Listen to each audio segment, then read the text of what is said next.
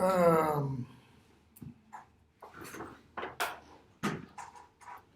think we left off on pages 1142, 43.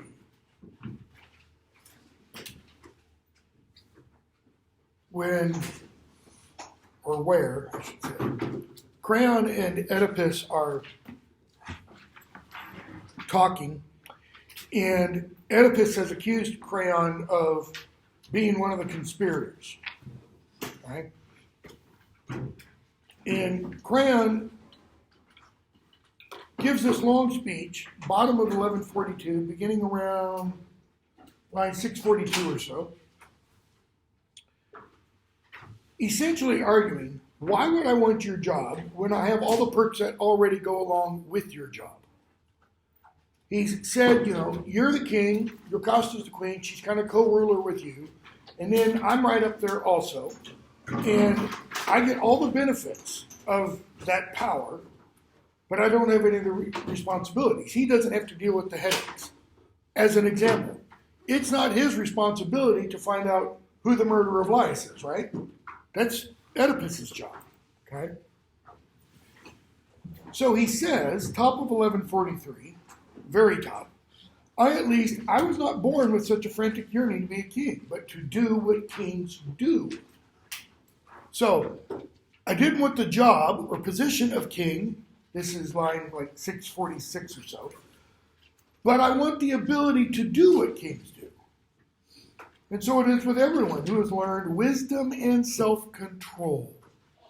Okay? So we've seen light versus dark, sight versus blindness, wisdom, self-control versus what are the opposites of wisdom and self-control? Folly or foolishness and what?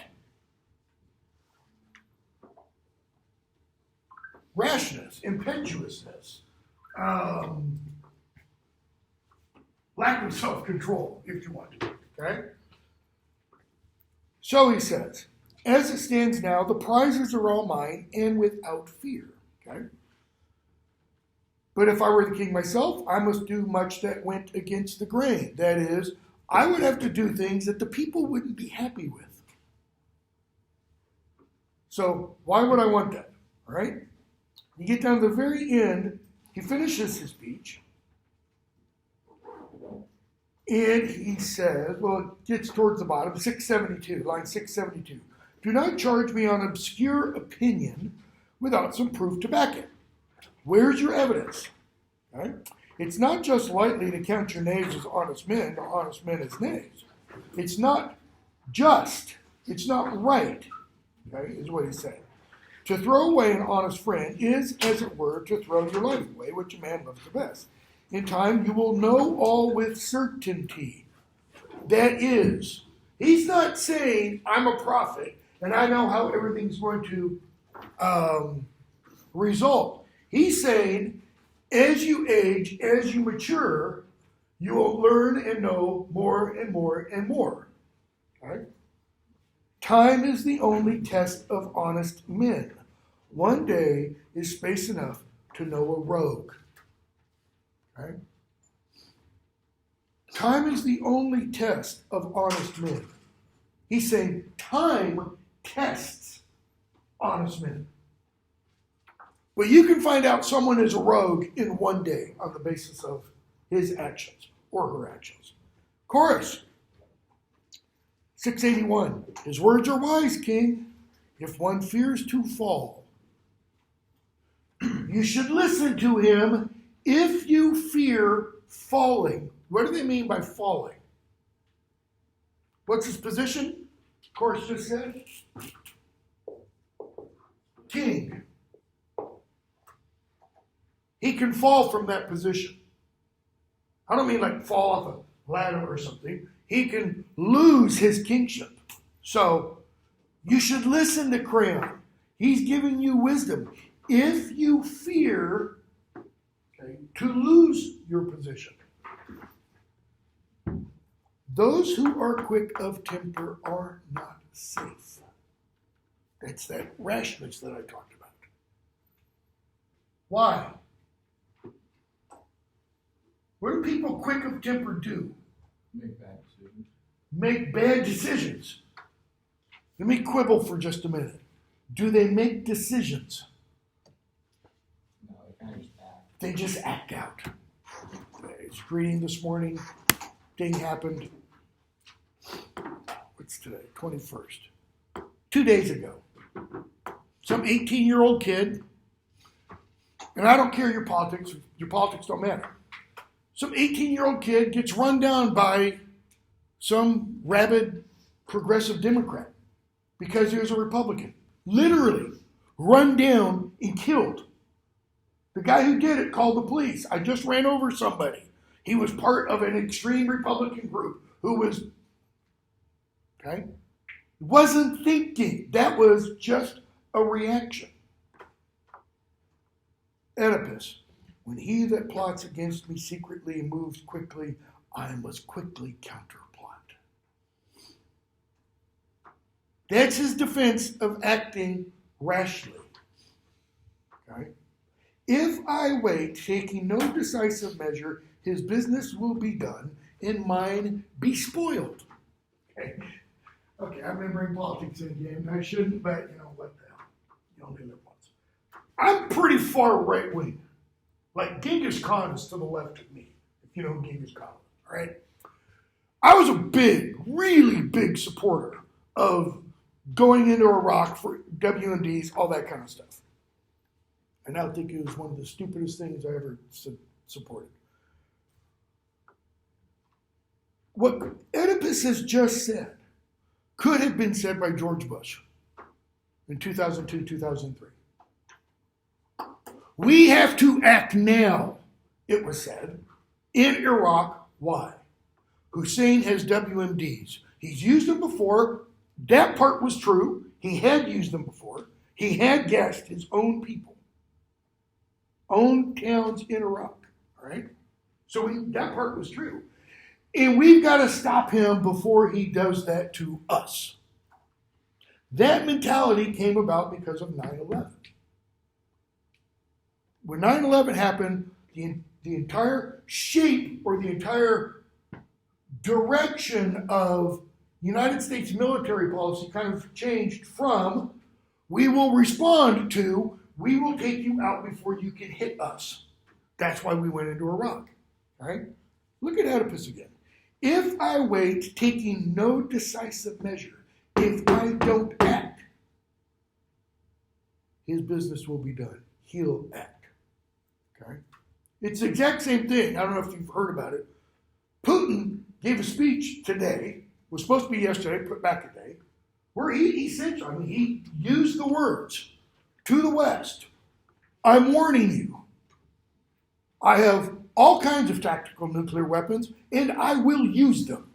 This is not a bluff. Whether it is a bluff or not, nobody knows. But if we take history as our guide, what should the response be? It should be, at the very least, when someone says they're going to do something, listen to that person. Okay? I don't know what the response should be. I'm way above my pay grade. Okay? So, Cran, what do you want to do then? You want to banish me? No, I want to kill you. Well, at least he's honest, right? And direct, and you know. You don't have your wits about you. You're not thinking, Oedipus. For my own interests, yes. I'm using my wits, my intellect, to defend myself. Notice what that self does not include. All right? Crayon, but for mine, you should think equally. Now, Crayon's getting at an idea here of justice. Yes, you should think of your justice, that is, what is just for you, but you should simultaneously think of what is just for me.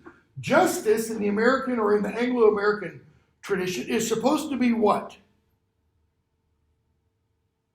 Blind. There's not supposed to be any favor. I think everybody in this room would probably agree, not quite the case. If you don't pay your taxes, what's going to happen? IRS is going to come after you. And yet we've had literally a Secretary of the Treasury who was appointed, confirmed by the Senate, who had owed the government over $1 million in back taxes. Didn't even pay it before he was confirmed by the Senate. Justice ain't blind, right? Oedipus, you are a rogue. Suppose you do not understand. What does Crayon mean by that? What if you're wrong? Okay? But yet I must be ruler. How does Oedipus's response answer Crayon's question? What if you are wrong? Because what did Oedipus say he wanted to do with Crayon? Kill him. Okay, so let's assume that happens. You kill me, you're wrong. I must be ruler, not if you rule badly. Now, when Crayon says that, them's fighting words. Because the ruler, the king, at this period, okay, and I don't mean at this period in 5th century BC Athens. Why? They didn't have a king. The city was ruled by the Senate. This is going back to a much older time, before there was a republic, a democracy. Sorry, not a republic. It was an actual democracy. So we don't have a democracy. We have a democratic republic. We elect representatives who represent us. This was an actual democracy where you had a vote, you had a vote, you had a vote on all the policies of the state. We don't have that, all right? So, Oedipus, O city, city. Why does he say, O city, city? Because Crayon just said, you must not be ruler if you rule badly. All right? Crayon, I have a share in the city too. Why? Because he's a citizen. He has an equal vote, so to speak, in Sophocles' Athens. It is not yours alone. The city is not yours. Of course, stop. Yocasta's coming out. It wouldn't be good for her to see you two arguing. Okay? So Yocasta comes out.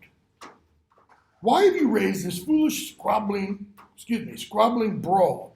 Are you not ashamed to air your private griefs when the country's sick? Go in, you Oedipus. You too, Crayon. Into the house. That's our first introduction to Yocasta. How does she come across? Who does she sound like? A mother. A mother. Oedipus, get your in the house. Crayon, you too. Sister Oedipus, your husband thinks he has the right to do terrible wrongs. He has but to choose between two terrors, banishing or killing me. He's right. He's plotting against my person. Crayon, that God may never bless me, may I die accursed if I have been guilty of one tittle of the charge you brought against me. Now, what has Crayon just done? Let the gods curse me if you're right. Yeah, that's like a vow. That's an oath. May I be struck dead if anything you have said about me is true. Within the world of the play, when you make that kind of statement, it's not like someone saying today, well, Jesus, come and get me if I'm wrong, kind of a thing. Because most people don't believe that. In this time period, it's like, you don't make that kind of statement unless it's true. Okay? Yocasta, Oedipus, trust him. Spare him for the sake of this, his oath to God. You just heard it, Oedipus. If he was willing to make that oath, he's got to be clean, Of course, be gracious, be merciful. In what would you have me yield? Now notice he's speaking to the chorus. He has been no silly child in the past. He is strong in his oath now. Spare him. Spare him implies Oedipus can kill Creon if he wants to. Do you know what you ask? Yes. Then tell me. Tell me what it is you're actually asking. He has been your friend before all men's eyes. Do not cast him away dishonored on an obscure, bear in mind what obscure means, not seeing clearly. Okay? What? And on an obscure conjecture. Might be right, might be wrong. I would have you know that this request of yours really requests my death or banishment. A little bit of dramatic irony there. May the sun god, king, that's Apollo, king of gods, forbid. May I die without God's blessing, without friends' help, if I had any such thought. But my spirit is broken by my unhappiness for my wasting country. And this, what you guys are doing, would but add troubles amongst ourselves to the other troubles. If you kill Creon, that's just going to make the situation in Thebes that much worse. Oedipus, let him go then. Even if I must die 10 times for it, or be sent out dishonored into exile, dramatic irony. It is your lips that prayed for him I pitied, not his. I'm doing this for you, chorus, not for Creon. Okay? So Creon says, I'll leave. You've not known me, but they have. The chorus has known me. Chorus, take him inside, lady. Take Oedipus inside. Get him out of sight. She says, I will when I find out what's the matter. Something about a story, the sting of injustice. Both sides? Yeah. Okay. So, she tells Oedipus, tell me what has got you so angered. He says, I will. Creon says, 762 or so, that I'm the murderer of Laius. Did Creon say that? No, he never said that. Who did? Tiresias said that. He sent for Tiresias on the advice of Creon. Okay? Jocasta, of his own knowledge or on information? That is, did he say that because he knows you to be that, or did he hear about it? He sent the prophet. And she's like, oh, do not concern yourself about this matter. Listen to me and learn that human beings have no part in the craft of prophecy. Of that, I'll show you a short proof. Okay? Prophecy is a bunch of BS. And then she says, I'll give you proof. She doesn't just throw out this opinion. She's giving him reasons to believe that prophecy is nonsense. Here's a prophecy. An oracle came to Laius. 771. I will not say that it was Phoebus's own. That is, I'm not going to say that the god Apollo actually gave these words. Because she doesn't want to make Apollo out to be a liar. Because that's not good when you gotta do that. Okay? But it was from his servants. That is, the people who speak for the god. And it told Laius, that it was fate that he should die a victim at the hands of his own son, a son to be born of Laius and me. But see now, he, the king, was killed by foreign highway robbers at a place where 3 roads meet. So goes the story. A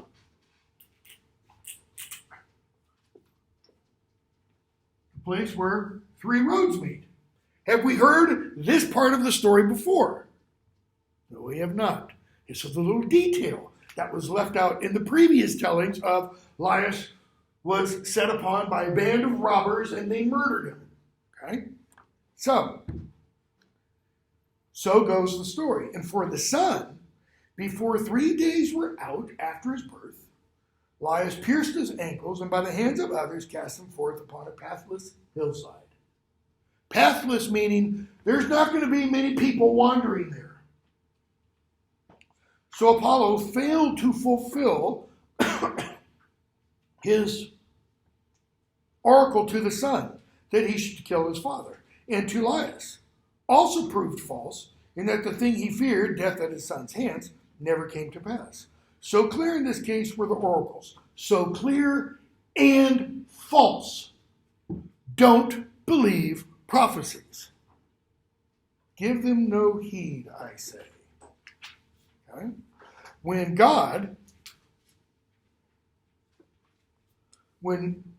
what God discovers need of, easily he shows to us himself. If the God needs to make something clear, he does, is her point. Oedipus. Oh, dear Jocasta, as I hear this from you, there comes upon me a wandering of the soul. I could run mad. Why? It's because he's like torn. Okay, why? Because he feels the guilt of realizing he killed Laius, but he doesn't like fully realize all of it. He's beginning what Aristotle, your introduction mentions, calls recognition. He's starting to recognize what has happened. He doesn't have all the pieces of the puzzle together, but he can kind of start to make out the shape. Why? We don't know it yet. We're going to relatively soon. But when she said he was murdered at a place where 3 roads meet, that's where his mind starts to wander. What's it doing? It's wandering back upon its memories. And he's like, I remember a place where 3 roads met. What trouble? Why do you speak like this? I thought I heard you say Laius was killed at a crossroads. Yeah, that's true. Where? Where was he murdered? What's the name of this location? Focus is the country, and the road splits there. One of 2 roads from Delphi, another comes from Gallia. So she essentially says, where I-24 splits off, and you could take, 40 or 65. 3 roads meet. How long ago? Notice Oedipus doesn't go, oh, that's a relief. Whew. No. When? Let's see here. Line 801. The news came to the city just before you became king, and all men's eyes looked to you. What is it, Oedipus, that's in your mind? And I think when she says that, that is Sophocles giving us an indication that Oedipus does something before she says that sentence. Now, bear in mind, an ancient Greek tragedy is not like a modern play on a stage. You can't see the character's face. They're wearing these big masks, and the masks help amplify their voices a bit, all right? So it's not like she says, just before you became king, and, because if I were directing this in a modern kind of thing, I'd have Oedipus go,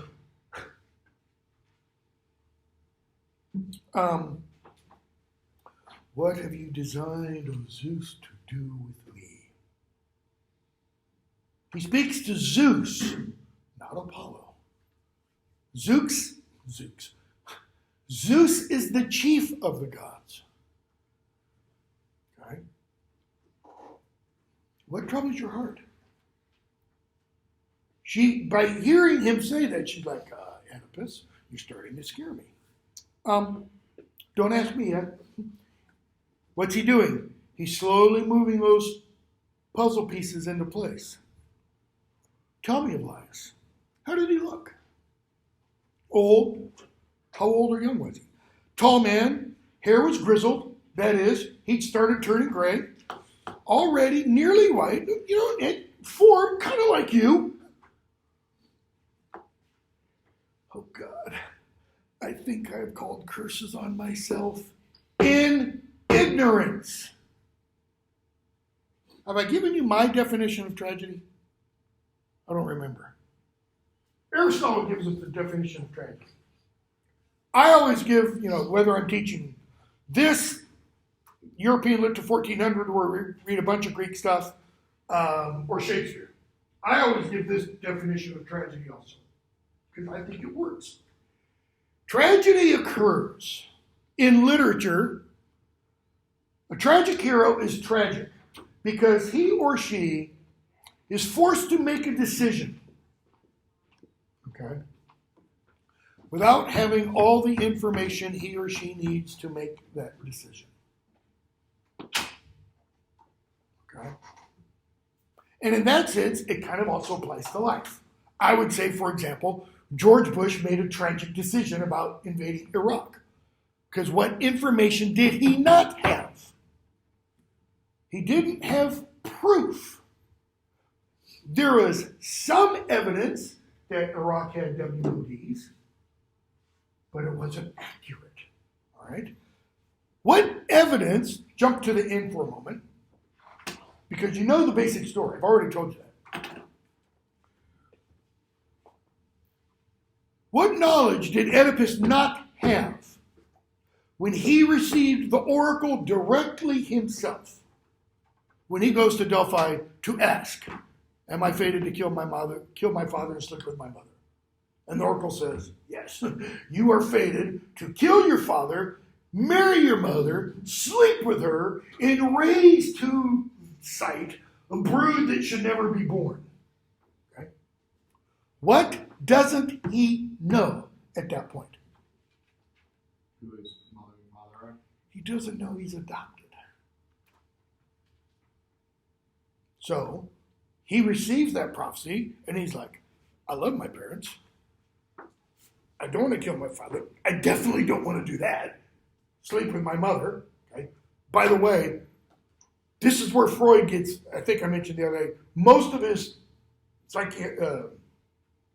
whatever they're called, psychological beliefs theory. Okay. This is where Freud gets it. Pardon? This is where Freud gets it from. Yocasta is going to recount a dream in a minute.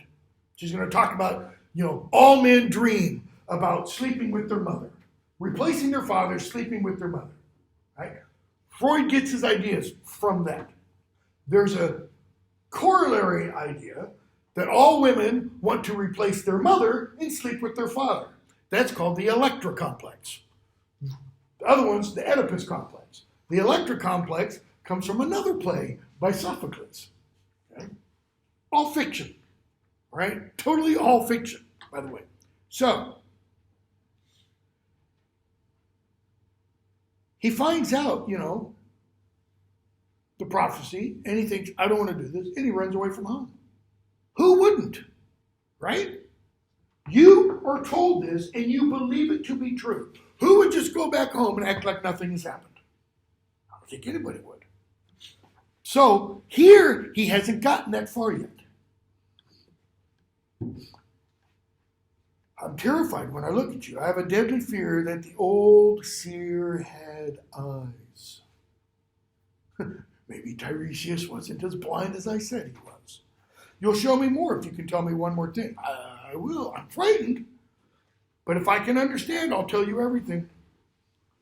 How was his company? Had he few with him when he went on this journey? Or many servants? As would suit a prince. Let's see. There were 5, and a herald. 1 carriage for the king. That implies the 5 plus the herald, so 6 plus Laius. Those 6 were on the ground. They walked alongside. It's plain, it's plain. Now he sees up here. Who told you this? Servant who escaped? Is he at home? No. When he came home again, saw you, king, and Laius was dead, he came and touched my hand and said, "Can I serve you outside the city? Can I be a shepherd instead of serving in the palace?" So I sent him away. He was an honest man as slaves go, worthy of far more. Could we bring him back? Why? Why does Oedipus want to question this guy? He needs proof. He's got the reasoned proof in his mind by taking the statements she's made, putting them in kind of logical progression and going, ergo, therefore, I'm the killer of lies. She says he can't. Why? Why are you set on this? "O dear Jocasta 835, I am full of fears that I have spoken far too much, and therefore I wish to see this shepherd. That is, I'm not going to say much until I hear. So, he says, I've got to tell you. I cannot keep it from you, since my mind has gone so far with its forebodings." He's saying, my mind has gone from this point to this point, based upon the information you've told. He's hoping the shepherd will be able to put up a big old wall to say, nope, the forebodings are wrong. Okay? So he tells his history. All exposition. Backstory we need to understand the plot. Polybus was my father, king of Corinth. Merope, the Dorian, my mother. I was held greatest of the citizens of Corinth, till a curious chance befell me. Okay? There's a dinner, and a drunk accused me of being a bastard. I was furious. I told my parents. They said, don't worry about it. I took comfort. He goes on. But the story crept about widely. The people of Corinth started to say, Oedipus, he's a bastard. Okay? So he says, I went to the oracle of Delphi. I went to Pythian. Phoebus sent me home again unhonored in what I came to learn, but he foretold other and desperate horrors to befall me. 865. That I was fated to lie with my mother, and showed a daylight and a cursed breed which men would not endure, and I was doomed to be the murderer of the father that begot me. He says, so, in the days that followed, I ran away from Corinth. I measured that I would measure from the stars the whereabouts of Corinth. Yes, I fled. Why? I didn't want to fulfill those prophecies. And I came to the place that you mentioned. This crossroads. When I was near the branching of the crossroads, going on foot, I was encountered by a herald and a carriage with a man in it, just as you told me. He that led the way, and the old man himself, wanted to thrust me off out of the road by force. The herald, who's walking in front of the carriage, and the man in the carriage itself wanted to make me leave. It's almost like they're saying, for a second, the road is like this wide. Carriage and another man, and a man coming this direction, can't both pass on the road. So, what does Oedipus say he did? I became angry and struck the coachman who was pushing me. When the old man saw this, he watched his moment, and as I passed, he struck me from his carriage, full on the head, with his two-pointed goad. He said, but I paid him in full. And presently, my stick had struck him backwards from the car, and he rolled out of it. And then I killed them all. Okay.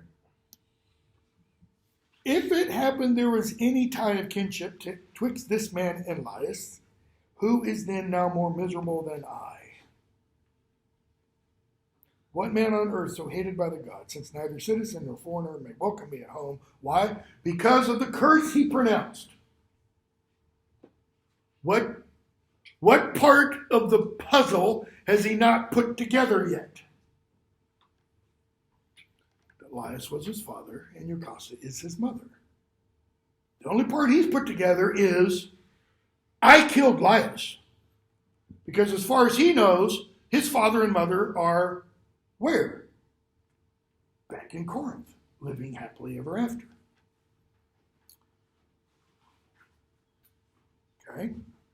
Was I not born evil? Am I not utterly unclean? And so he says, would not one rightly judge, line 906, and say that on me these things were sent by some malignant God? Oh, no, no, no. O holy majesty of God on high, may I not see that day. May I be gone out of men's sight before I see the deadly taint of this disaster come upon me. And he's kind of implying, I will leave. Okay? So the chorus gets some lines. We fear these things too until you see this messenger's face. Okay? So Yocasta says, when the messenger comes in, the herdsman comes in, here he comes, what do you want with him? He says, if his story matches yours, then I will be clear of this guilt. Why? How? You said that he spoke of robbers, plural. When I killed the man on the roadside, I was by myself. If he sticks to the two or more, I can't be him. Okay? But if he mentions one person traveling alone, then, all right. So she says, top of 1149. That's what he said. He cannot unsay it now. A lot of people heard that story. Okay? So,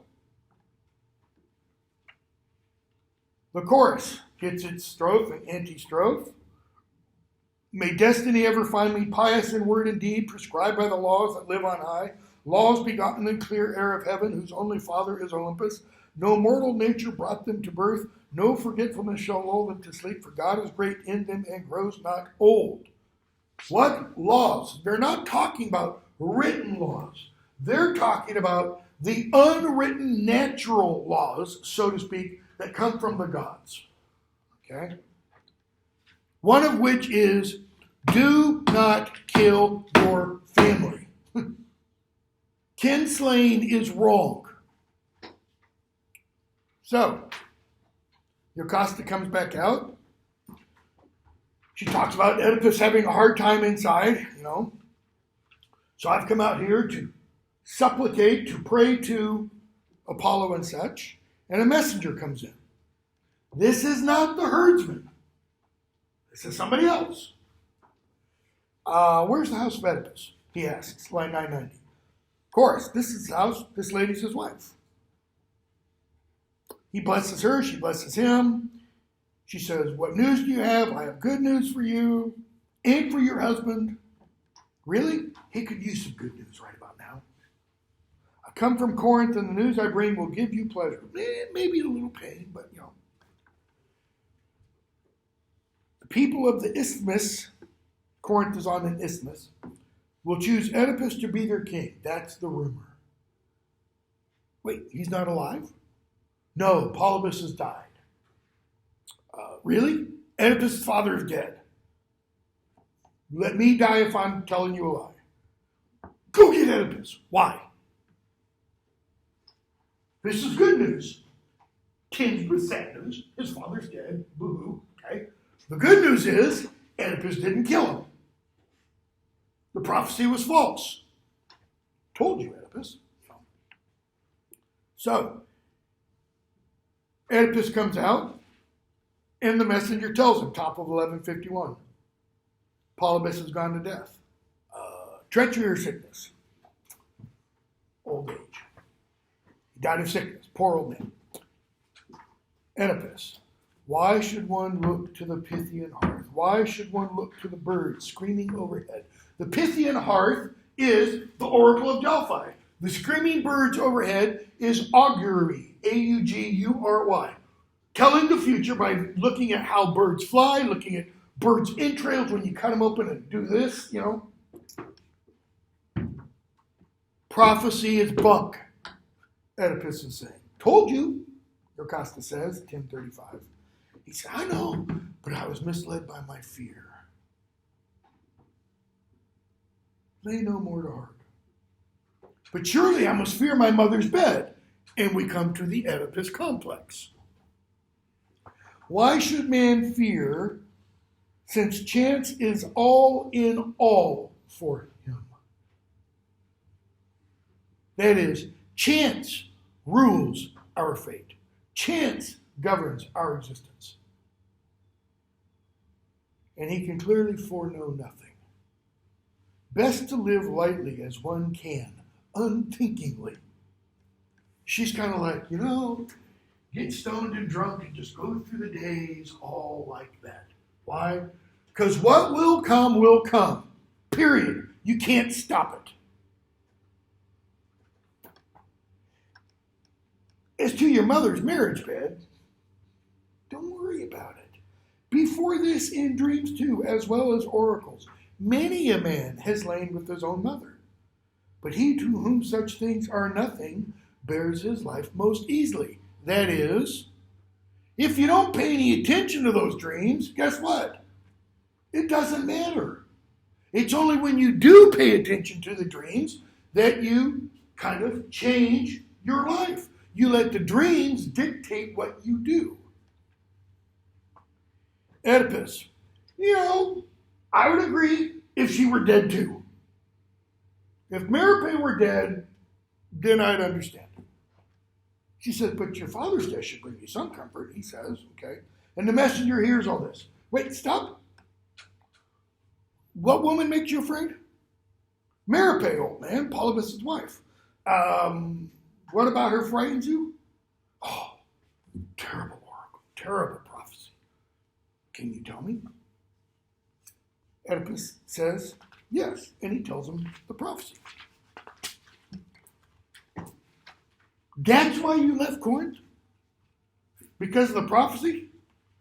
I didn't want to kill my father. Well, I can free you from this fear. You wouldn't find me thankless if you did. No. I've come to earn your thanks. Okay? He said, Polybus may still be right. Phoebus, may still be right. 1075, the prophecy. He says, the murder and the incest? Yes. Do you know all your fears are in? How? How? If Polybus and Merope are father and mother and I their son. Okay, so Polybus is dead. I didn't kill him. That part's not on me. There's still a possibility I could sleep with my mother. Polybus was no kin to you. What? No more than I. How can my father be my father as much as one that's nothing to me? Notice, you, messenger, are nothing. You're zip. Messenger, neither he nor I begat you.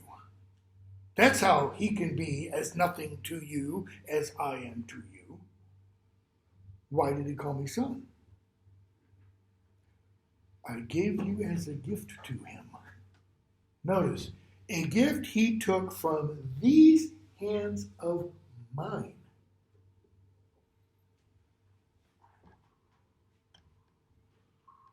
Did he love me so much that he took from another's hand? He was childless. Was I a child you bought? Slave. Where did you find me? I found you on Kithaeron's slopes. The very same mountain Laius sent Oedipus to die on. Why were you traveling? I was, shepherding mountain flocks. You were a shepherd, at that time. What ailed me when you took me in your arms? Oh, your ankles. Your ankles are a witness. You speak of that old pain. I loosed you. That is, I took the pin out from your ankles. The tendons of your feet were pierced and fettered. And that's how you got your name. Was this my father's doing or my mother's? I don't know. But the guy who gave you to me, he could answer. What? So you didn't just find me. No. There's another man, a shepherd. Do you know him? He was Laius' man, if I remember correctly. Wait, you mean the king who used to be? Mm-hmm. Is he alive? You tell me. Do any of you here know of this shepherd? Chorus.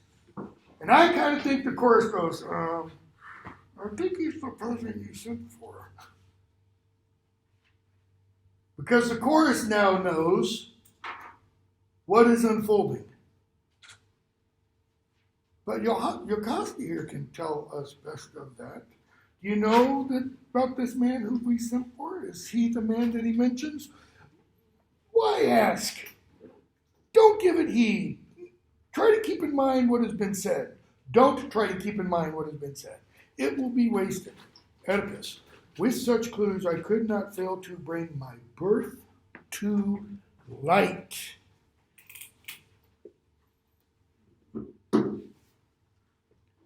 If he was adopted by Polybus, then he doesn't know who his father was, and so his ancestry is hidden. It's buried in darkness. And he says, oh, I could find out. Yocosta, 11:25. I beg you, do not hunt this out. If you have any care for your own life, what I am suffering is enough. What does she mean? She knows. She knows. And, without going on, I mean, we could go on, we will go on shortly. Not only does she know, but what is she willing to do? Continue. Continue in the relationship they have. Oedipus, let's go to bed. She understands it perfectly. She says, Oedipus says, be of good cheer, Yocosta, keep up your heart. Though I'm proved a slave, thrice slave, and though my mother is thrice slave, you'll not be shown. Whatever I find out, it won't lower you at all in the opinion of the people. You'll still be a queen. Listen, don't do this. I will not be persuaded to let be the chance of finding out the whole thing clearly. What motivates Oedipus? From the beginning of the play to the end. Power. Is it power? Getting liked by the people. Maybe. He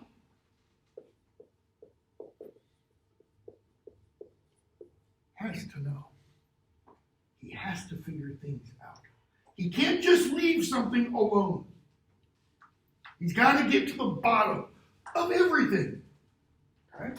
He's got to get to the bottom of the riddle of the Sphinx. He's got to get to the bottom of the prophecy. He's got to get to the bottom of Laius' murder. He's got to always plunge in kind of intellectually. Okay? She says, it's because of this, I wish you well that I give you this counsel, and it's the best counsel. Your counsel vexes me. O Oedipus, God help you, God keep you from the knowledge of who you are. God, keep it secret from him. Okay? Oedipus, bring the shepherd in. O Oedipus, unhappy Oedipus, that is all I can call you, and the last thing that I shall ever call you. And she runs inside the palace. Those are her final words in the play. Of course, why is the queen gone? In wild grief, Trouble will break out from this silence. She seemed a little frantic. Maybe somebody should go check on her. Oedipus, break out what will. Let what's contained, what is hidden, burst forth. Let everybody know, I at least shall be willing to see my ancestry, though humble. What's he think? I was a slave. Okay. Or maybe I was an illegitimate child of Laius, not Yocosta's son. Would be one reason to leave him on the mountain. Okay. He calls Fortune the mother from whom I spring. So the chorus gets some lines, and the old man comes in. And the chorus says, yep, that's Laius' old servant. So Oedipus addresses the messenger from Corinth. Is this the man you saw? He says, yep, that's him. Oedipus addresses the herdsman, line 11, or page 1155. You used to work for Laius? Yeah. Been among the flocks, what part of the country? Kithaeron, they go back and forth. Have you had any dealings with this man? The messenger? Don't recall. But, the messenger says, no wonder, I only saw him once, but here, let me help refresh his memory. How does it refresh the memory? Do you remember when you and I met and you had the little baby with the pierced ankles, etc., etc.? That's a long time ago. You remember giving me a child? What? Why do you ask? Look, here he is. Here's the child. Shut up. Death take you. Oedipus, well, that's not very nice, 1220. Why? God help me. Why? What do you want to know? You gave a child to him. The child, yes, I did. I wish I died. You will unless you tell me. And I'm going to die even if I do tell you. Okay? So they go back and forth. Oedipus, was it one of the children of the slaves? So it was from Laius' house, that is from the palace. Yes, it was. It was Laius' own son, he says. Herdsman, master, 1245. I pitied it and thought that I could send it off to another country, and this man was from another country. He saved it for the most terrible troubles. If you are the man he says you are bred to misery. In the very act of your breeding, misery was brought forth. Oh, they will all come out clearly. What's the all? Light of the sun, let me look upon you no more after today. Okay? He runs inside. Chorus gives us a big long speech. Messenger and the chorus talk. We find out the second messenger comes out. What has Jocasta done? She's hung herself. She's taken her sash, wrapped it around her head, thrown it up over a rafter, and hung herself. Okay? Messenger comes back out after going back in. And what has Oedipus done? He's gone up to Jocasta's body, hanging there dead, and he's pulled the pin that she uses to hold her gown up here, which has a big straight pin in it, and he takes that pin, gouges out his eyes. So now he's blind, physically blind. He comes out. By the way, those two things, Jocasta killing herself, Oedipus blinding himself, those were called spectacles or spectacle. And in Greek tragedy, all spectacle occurs off stage. It wasn't appropriate for people to see this happen. All killings and murders occur off stage. Okay? So they come out and they tell, Oedipus comes out, where am I going? Where is my voice? Born on the wind, blah, blah, blah. Darkness, horror of darkness, blah, blah, blah. So, Oedipus and the chorus go back and forth. Oedipus talks about his curse that he's uttered on himself. And big long speech, bottom 1160, top of 1161. Talks about his adoptive parents and such. Okay. I'm skipping a bunch, but I do want to get to the end with the last 2 minutes that we have. So, Crayon comes out. And Crayon's like, what are you doing out here, man? Go back inside. You're an abomination. Oedipus says, you've got to banish me. Don't worry about it. You're going to be banished. Who's left in charge, by the way, at this point? Crayon. And one of Oedipus' sons will be king. It won't be Crayon. But Crayon's here right now and, sends him off. And Oedipus goes off. Crayon's going to raise his daughters. Okay, take care of them. And we get the very last lines. Okay. Before we do, what was Oedipus's curse? That the murderer of Laius will walk miserable to the end of his days. All right? The chorus gets the last lines. You that live in my ancestral Thebes, behold this Oedipus. That is, look at Oedipus. Page 1164. Him who knew the famous riddles and was a man most masterful, not a citizen who did not look with envy on his lot. See him now and see the breakers of misfortune swallow him. Breakers, like waves coming in on a beach. They're just crashing on him. Okay? Look upon that last day always. What last day? They're not talking about Oedipus's last day. The last day alive of your lives. Look upon that last day always. Count no mortal happy till he has passed the final limit of his life, secure from pain. I don't like that translation. I like the one that's in the 10th edition, which is something like, count no man happy or blessed until he is dead, free of pain at last. Okay? What is the chorus telling us?